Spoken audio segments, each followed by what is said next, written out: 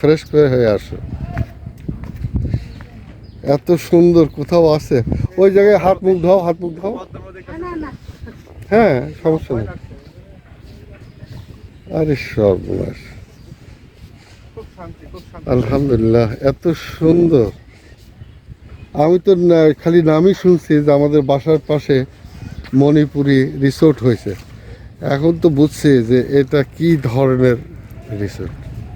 পানি নাই বেশি একটা আব্বু, হ্যাঁ ভয় পাইও না, পানি নাই বেশি।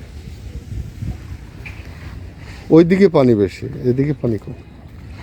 উঠে যাচ্ছে বলে হ্যাঁ, একটু নিচের দিকে মুখটা দাও। নিচের দিকে আসো না, এটি পানি ভালো না। পানি ভালো হলে মাছ আরে ঘোলা পানি, স্রোতের পানি, এগুলো সব ভালো, বুঝছো? এইগুলা খুব ভালো পানি আমার কাছে। তুমি ধরো এই পানির মতো কোনো পানি আছে বলো? নদীর পানি ঘোলাও ভালো, একটা কথা আছে না?